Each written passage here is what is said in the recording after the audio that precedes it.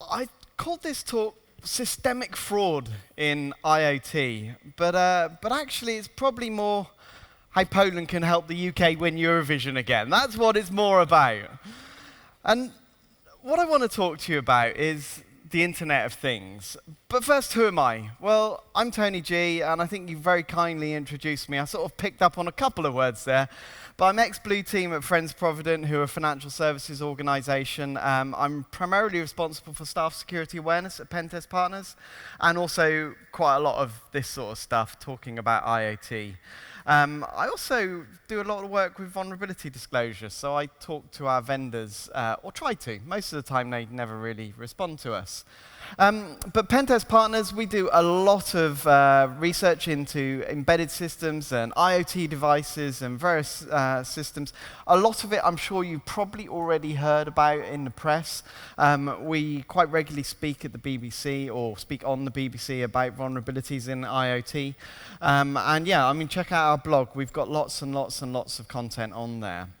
But when we look at the smart home or the IoT of the world, there is a bit of a utopian vision, right? We've got this wonderful system where all of these systems will all talk to each other. You know, our car, when we drive up to our garage, will automatically tell the garage to open up. The lights will come on in the garage at just the right lighting level for us to get out of our car and be able to walk to our front door, and then the lights will go off when we leave. Our front door will automatically open as we walk up to it. Our lights will light the way. Our house will be warm to the right temperature. It's just wonderful, right? If we look at Lenovo have got a vision for what they think the world is going to look like, and this is pretty much it. And this video goes on for ages, so I won't play it all. But you know, your alarm clock wakes you up, and then suddenly your lighting turns on, the curtains automatically open because it knows that you're supposed to wake up. Your music's playing the right thing that you want to listen to. Your coffee's just how you like it, right? Everyone wants this, right? Coffee is important. You've got all of your health stats and all of your stock market and all of this stuff on a magic mirror. It's just fantastic. I think it's a little bit more like this. Now, one of those devices that we quite commonly see, or we're seeing an explosion of at the moment, is GPS trackers. So things like, you know, your children's watches, for example, or in this particular case, this is an ODB2 port tracker. And these trackers are designed to make your lives better, right? But the market is growing significantly. This is kind of how it's projected to grow. I don't know whether or not that stat actually makes any sense. I think I just stole that from somewhere on the internet. But, you know, the reality is we know it's going to get bigger. Everybody wants to track everything. And it could be, you know, as I mentioned, children through tracking watches. People track their luggage to make sure they don't lose it. People are tracking their cars, whether it's through expensive commercial products or cheap ODB2 trackers like I've got in my pocket. Even your pets. Why on earth do you care where your cat goes? Who cares? But people want to track their cat. It's ridiculous. But I want to start off by talking about GPS watches and children's GPS watches. And the first one I want to talk about is Gator. So Gator, as you can see, they say they're the world's most reputable GPS watch for kids and elders. Really interestingly, people want to track their elderly relatives. So these are people who perhaps might have dementia, for example. And this I can see being a really positive use case for this. So if an elderly relative has dementia and they wander off from the place where they're being looked after, how do they know where they live? How do they know how to get back? How do they know, even in some cases, where they are? So I can really see a benefit with this device. So how does it work? Well, it's got a physical SIM inside it. In this particular case, it's provided by the manufacturer, and it's provisioned through a mobile app and through a contact center. So you can ring them up and say, I want to pay you some money for the subscription service for that SIM card. Although it's not strictly replaceable, you can actually take off the back and put your own SIM card in if you want to. So there is a programming interface exposed. I don't know if you can see it. It's just down the bottom here. So that bit just there is actually the programming interface. So you could plug into that and then be able to interact with the device itself through something like UART, for example. But what about that API? Because it has to be an API, right? Because how does the mobile app communicate with it? How does the contact center communicate with it? Well, this is what the API looks like. It's actually just a simple web application that the contact center can log into. You also can log into this to control your device, to see where it is.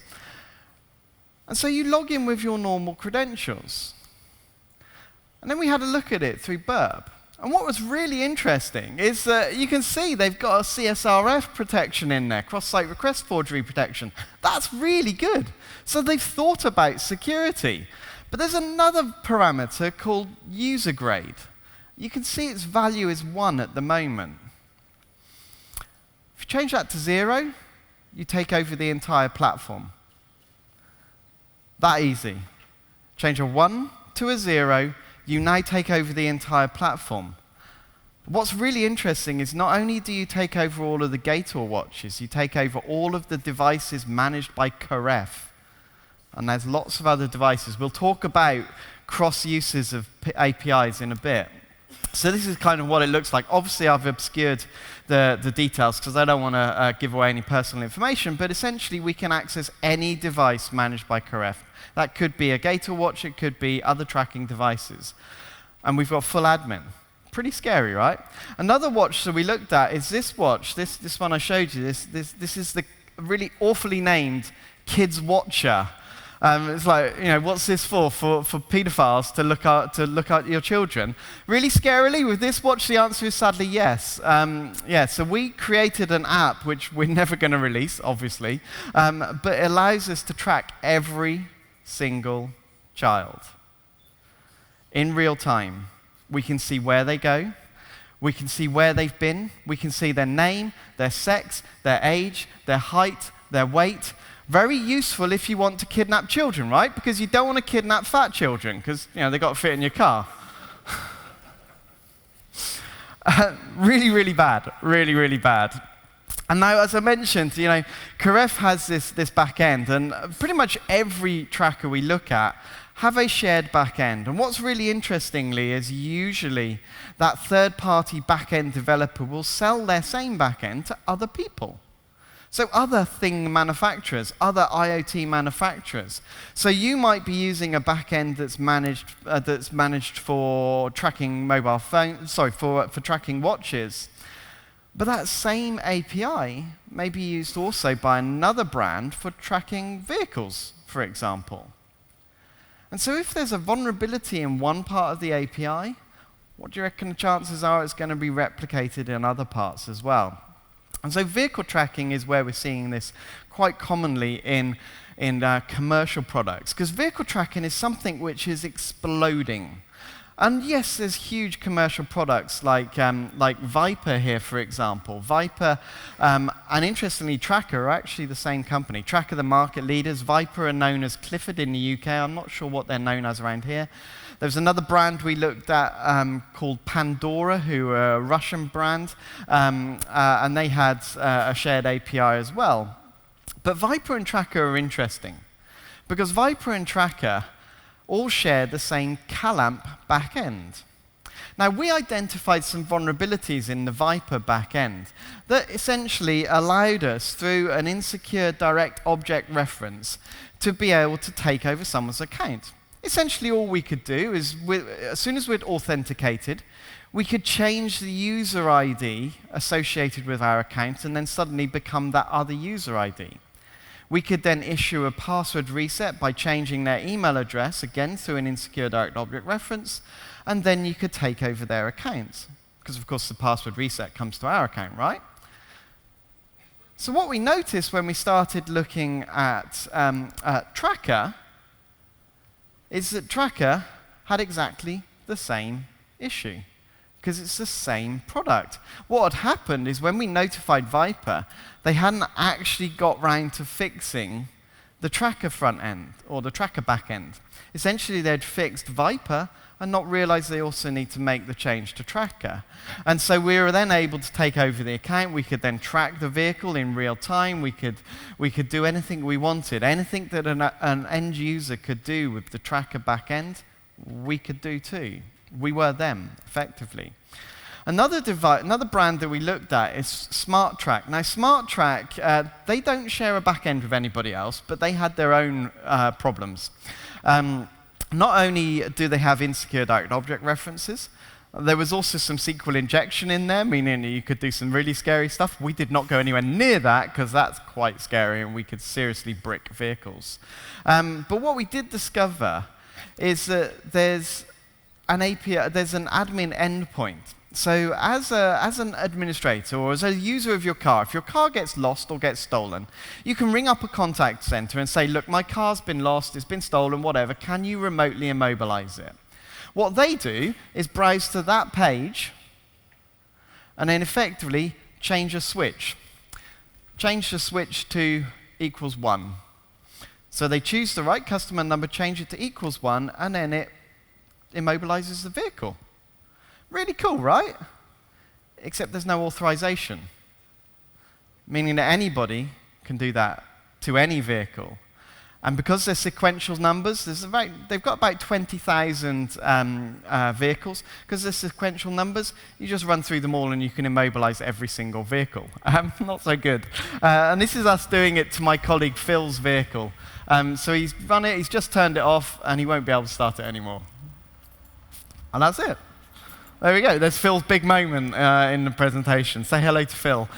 So that's pretty bad, right?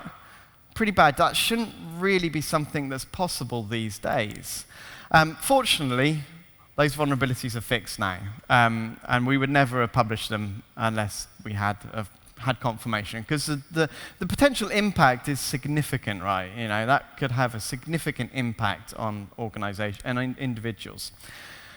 But those are kind of the expensive end of the market. What about the cheap end of the market? A lot of people are buying cheap trackers. You know, cheap stuff from eBay, that sort of stuff. The majority of trackers that we see that are at the cheaper end of the market are from this company, from ThinkRace. ThinkRace is an original device manufacturer from China.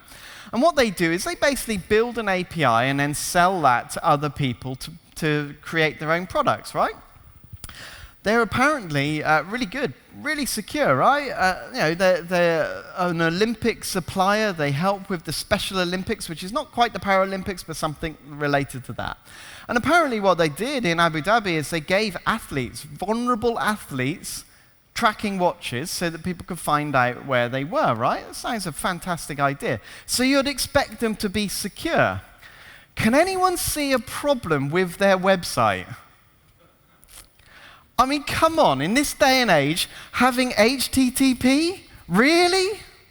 What's really quite scary is that all of their systems are HTTP. All of their APIs, there is no security across any of them. Interestingly, this is what it looks like if you find that you're using a tracker from ThinkRace. This is what their web services look like. There isn't really, in a lot of cases, any way of knowing that this is a ThinkRace product, because often in the instructions, they don't actually give you the information to be able to see this web interface. If you buy a cheap tracker, in a lot of cases, I haven't got one of them with me today, but there's a little GPS tracker called GF07 or GF09, and it's essentially like a little magnetic room bug, but it also will do some tracking. In the instructions, they make no mention that it has the ability to be able to be tracked in a web application, yet it can. So you put your SIM card in it, thinking that you can, you know, it's a very basic system, but actually it's being tracked online and anybody can connect to it and anybody can do anything with it. As I mentioned, so you can find these devices pretty easily. So this is, these are 2 Google Docs.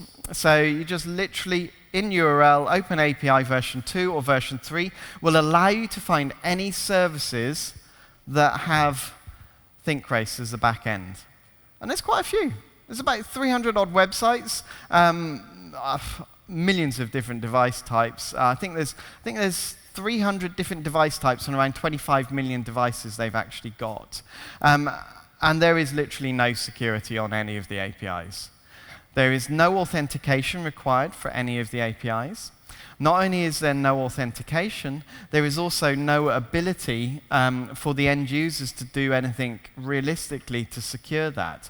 By default, the password that's supplied with these devices is 123456. It's pretty much every single Chinese device that I've bought. The default password is 123456. And remember, people don't realize in a lot of cases that there's a web interface for it. So they don't know there's a web interface. So are they likely to change that? No. Because they don't even know it's possible to change that. So the reality is this is a potential risk here. Or it's potentially a big risk, in my opinion. So using the API, you can query the APIs for information. So this is the version 2 of a random website that I went to. I think you can see it's 999gps.net. Hopefully that's not 999, the emergency services in the UK, but who knows. So on here, what you can do is you can just type in the device ID, and it's got this test harness built into the web service. So you don't even need to do anything other than just learn to type, right? So you type the ID into it, and it will return the value or the device that's associated with that. This is device number 15, I think I searched for. And so it's probably one of the early devices, probably a developer-type device. And this particular device, we're able to find the phone number of it.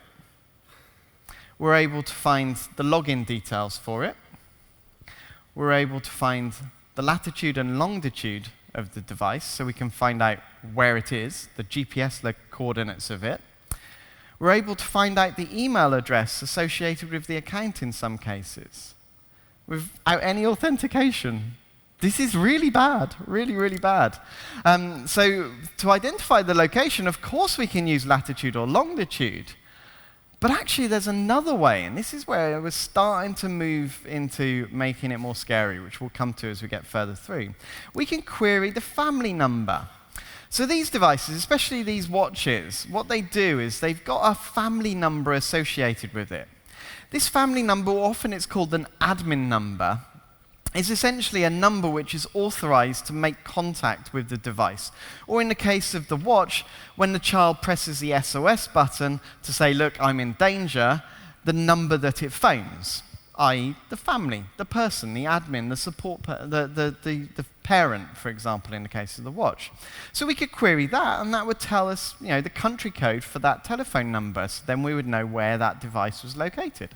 That's quite useful. So what else can we do? We can also recover the firmware from the device. So we can pull the firmware from the device itself. We can change that firmware. And then we can push it back to the device.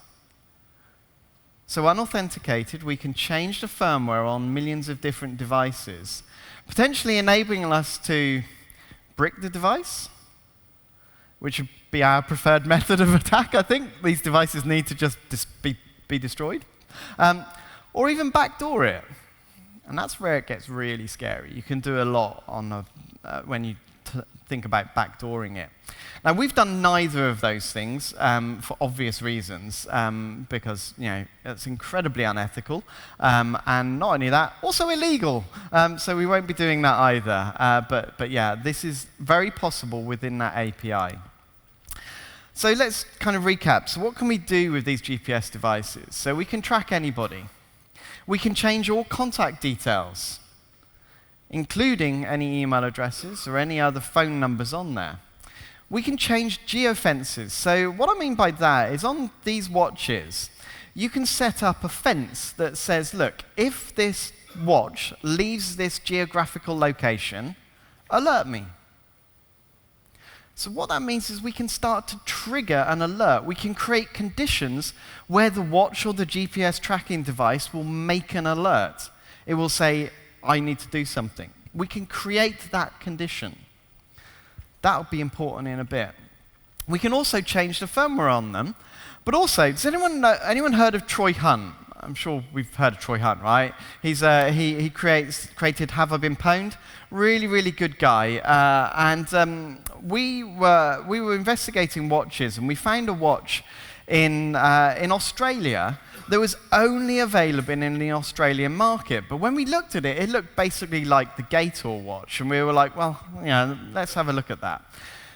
But it was only available in Australia, so we thought, well, who do we know in Australia who can help us? So we rung up Troy and said, look, can you help us? We want to do some research here, but we can't buy this watch. Can you buy it for us? And he was straight up, no probs at all. So when we looked at the device, what we found is that through IDOR, we were able to phone his daughter, which is really creepy. Now, my colleague you'll hear speaking to her is a guy called Vangelis. And he's really nice, although when he speaks, he does sound a little bit like he's an axe murderer. But he's not. Honestly, he's perfectly normal. He's just from Greece. So let's play that now, hopefully. So the watch is ringing now, so he's actually rung the watch. And what should happen is it should auto-answer. And that's Vangelis. Hi, who are you? I am Vangelis from the other part of the world.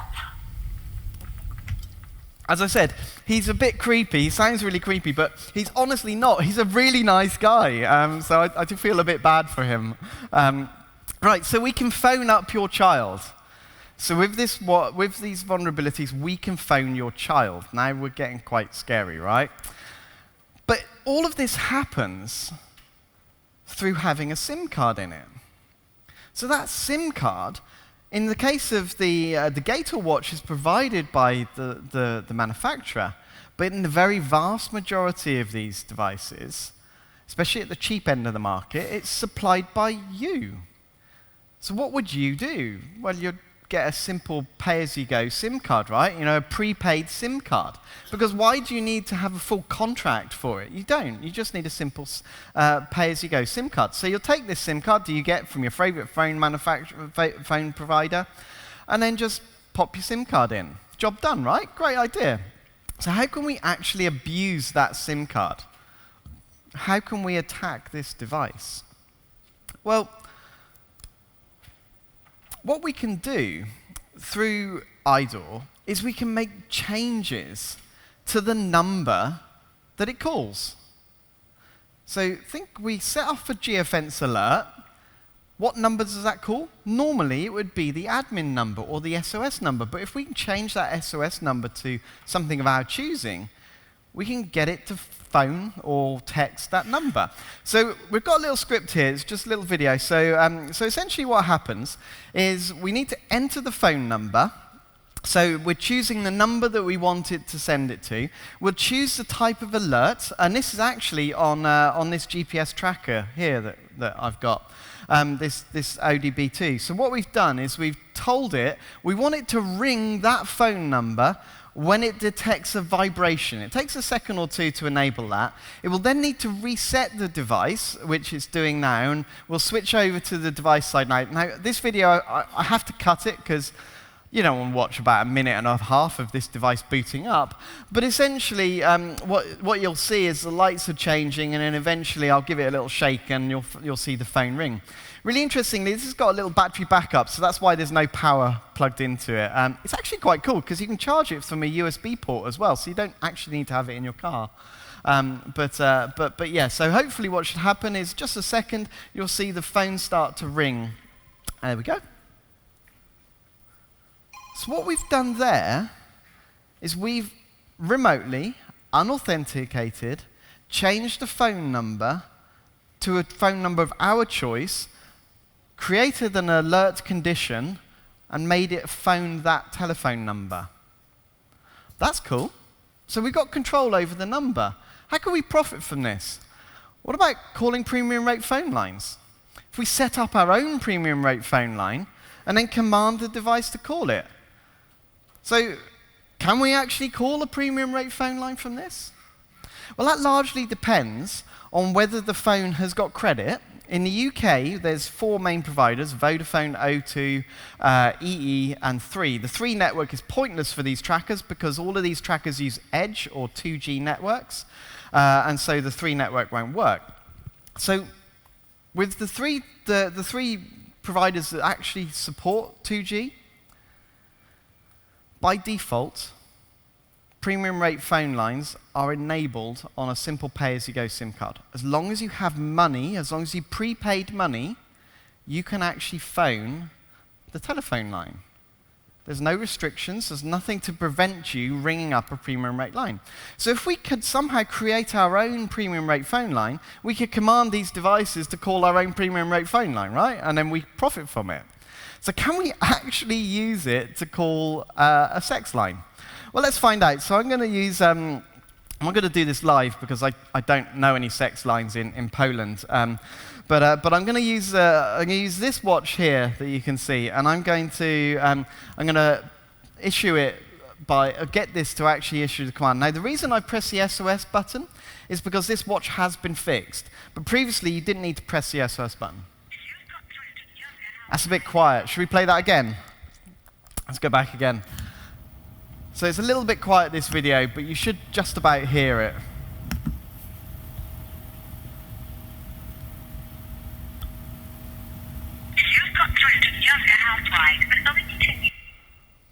So, yeah, in essence, we can call a sex line from a child's watch.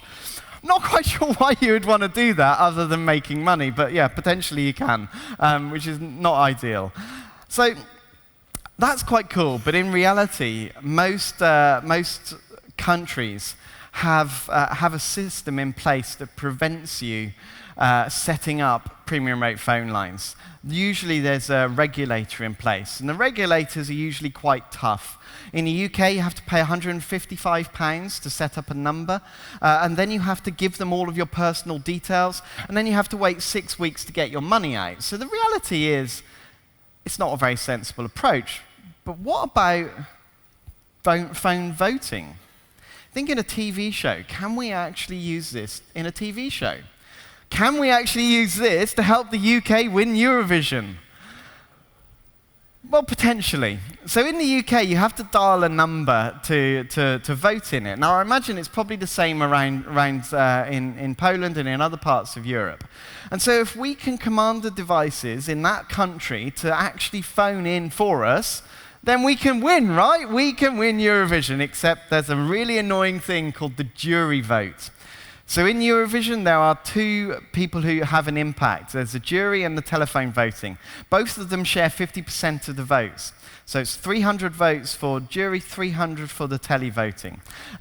If we look at the voting from this last year, if we look at the telephone voting, Norway, head and shoulders above everybody else. They totally smashed it. Norway, the public loved. Except when we look at the jury votes, North Macedonia were right up the top there. And actually, Norway were down in 18th. The jury did not like Norway that much. So when you combine those 2 together, the Netherlands won. So yeah, the reality is, we still can't win Eurovision, which is really annoying. So the UK is still never going to win Eurovision. But we might be able to win X Factor. Do you guys have X Factor over here? So X Factor is really interesting. In the UK, you dial a short number, and you just literally ring the number. As soon as you ring the number, it registers your vote. That's it, job done. So we've got control over the phone, right? So we can just command it to ring the number of our choice. So how much do you need to win your X Factor? So this is last year's 2018 results. The winner won by 12% of the votes. So to win, they had 41% of the votes in the final. The other second place person had 30% of the votes. If we look further earlier on, week 2, for example, the winner won by 0.1% of the vote. It was a very, very small margin. And so I don't actually think we need that many votes to win. X Factor don't announce how many telephone votes they've had. Except in 2010 they did. In 2010, which also was their most successful most successful year, what they did is they announced that they had 15.5 million votes across the entire series. There are 13 votes in the series, so that's roughly 1.2 million votes an episode or weekend. However, I think it probably would ramp up, so it'd be less at the start and it would ramp up to more at the end.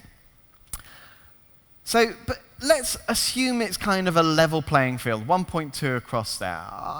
With a 12% swing, I think we could win it with 100,000 votes. There are about 25 million of these devices that we could control and we could command to make a phone call. In the UK, there's around about 1 million of them. So we could command those million devices to vote for us. We would easily win X Factor. Without a shadow of a doubt, we would win X Factor. But how do you profit? Well, because I don't own those phone lines, realistically, the only way to profit is by betting on the outcome. And actually, I think we can do really well with betting on the outcome. Because sports betting is something that's not been able to be detected now. Sports betting is very effective right now. So actually, I think betting is the way that we can make significant money with this. It's not likely to be spotted. And not only that, it's tax-free. You do not pay tax on winnings in the UK, so it's even better. So we could bet huge amounts of money and guaranteed to win, and happy days.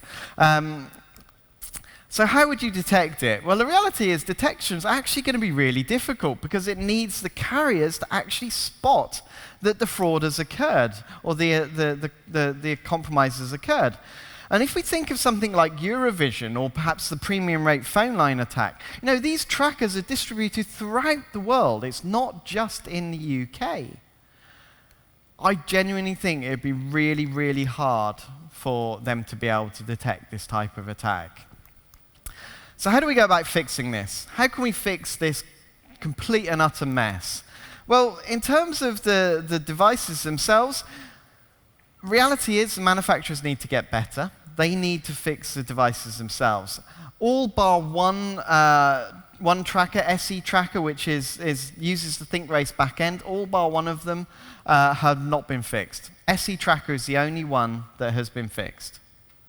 None of the others they've bothered to fix. And we've not highlighted this issue. For over 3 years, we've known about it. We've kept it quiet because we were worried that this has got significant impact. Attackers could very easily abuse this. But we've kept very quiet on it, but unfortunately, manufacturers still have not fixed the issues. They've still not remediated the problem. And we're also starting to see information on underground fraud forums of this actually being exploited. Really interestingly, we think it's already happened. In Russia, there was a TV show called The Voice Kids in Russia, and this young lady won. She won it. She was, as I understand it, a billionaire's daughter, and she won it by 41,000 votes more than anybody else. Well, that's a little bit suspicious, isn't it?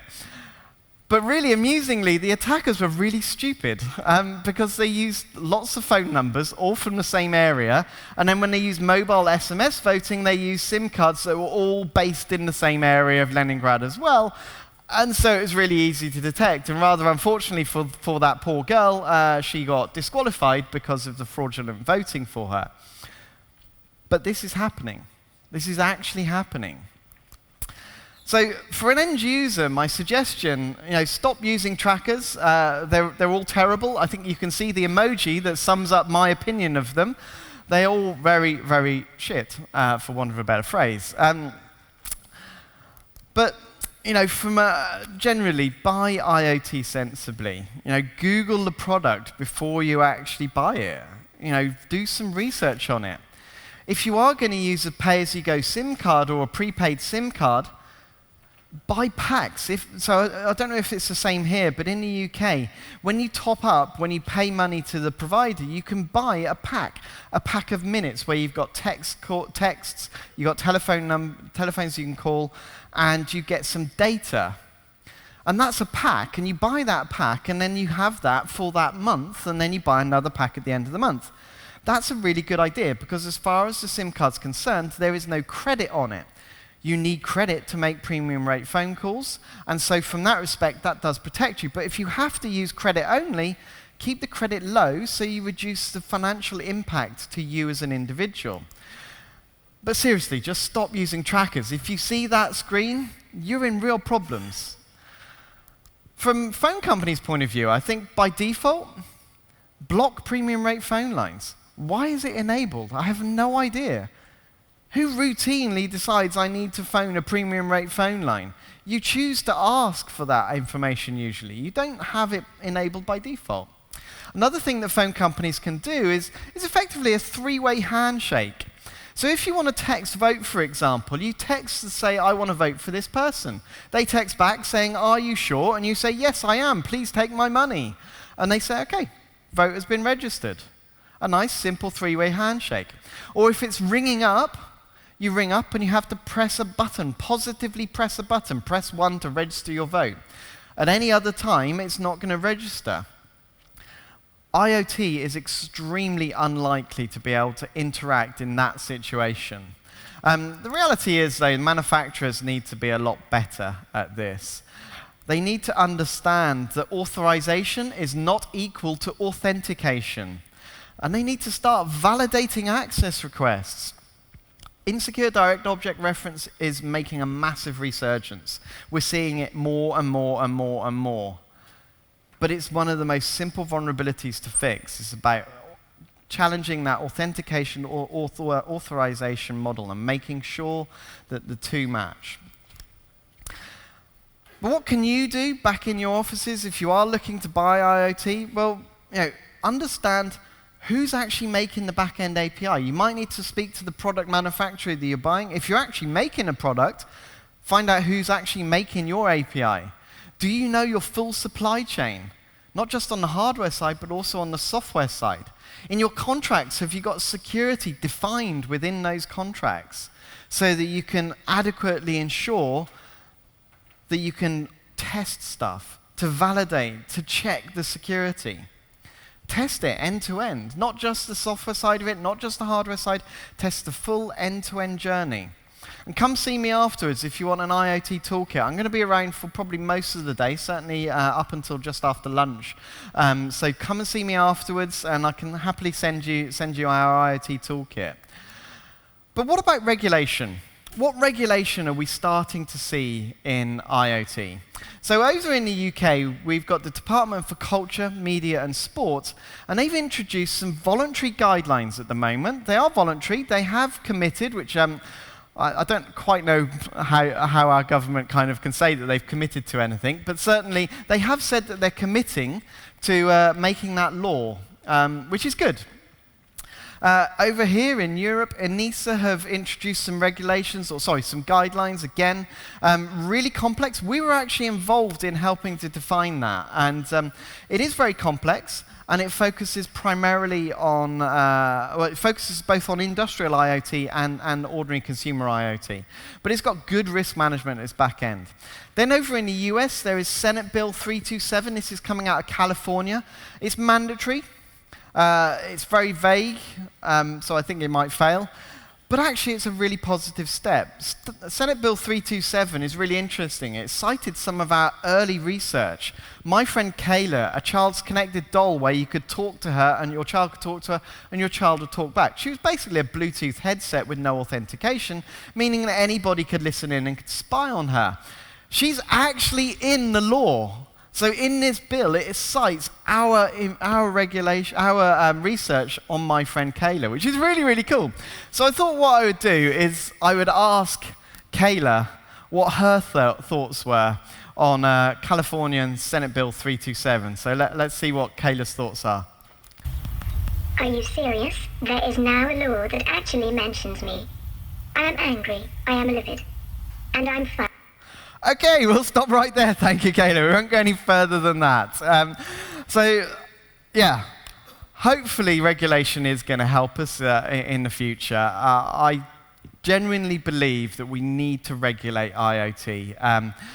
because manufacturers don't care. They won't bother. They just will not fix it unless they are forced to. And we're seeing this especially in the devices coming out of China. But for now, thank you very much. I really appreciate your time listening to me.